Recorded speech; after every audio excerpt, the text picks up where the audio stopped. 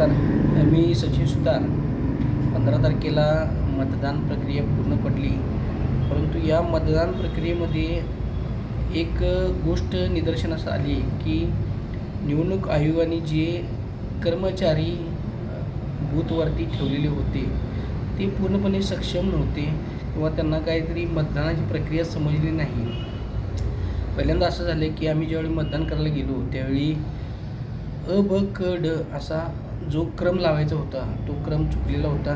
त्या क्रमाच्या ठिकाणी उलटा क्रम लावलेला होता. म्हणजे मतदार ज्यावेळी मतदान करायला जातो त्यावेळी त्याला डाव्या साईडला अ, ब, क आणि उजव्या साईडला ड असं 2 मशीन ठेवण्यात येणार होती, परंतु तसं दिसलं नाही.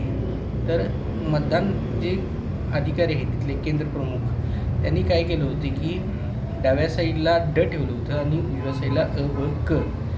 मग एवढे संवेदनशील गोष्ट असताना भारतात लोकशाहीला घातक घटना घडलेली आहे. म्हणजे कसं की निवडणूक प्रक्रिया ही एकदम संवेदनशील असते आणि लोकशाहीचा उत्सव असतो आणि या अशा लोकशाहीच्या उत्सवाची थट्टा केलेली गेली. म्हणजे ह्या जे काही जवळजवळ एक 6 बूथवर अशा पद्धतीची रचना केली होती. मी प्रत्येक बूथवर जाऊन ती रचना बदलायला लावली, कारण की त्यांची जी आचारसंहिता होती, महानगरपालिकेने दिलेली आचारसंहिता होती, त्याच्यामध्ये असा उल्लेख केला होता की मतदाराच्या डाव्या बाजूला अ, ब, क आणि उजव्या बाजूला ड असा क्रमवारी होती. परंतु तशी क्रमवारी एक 5-6 बूथवर नव्हती. मी ती जाऊन बदलली.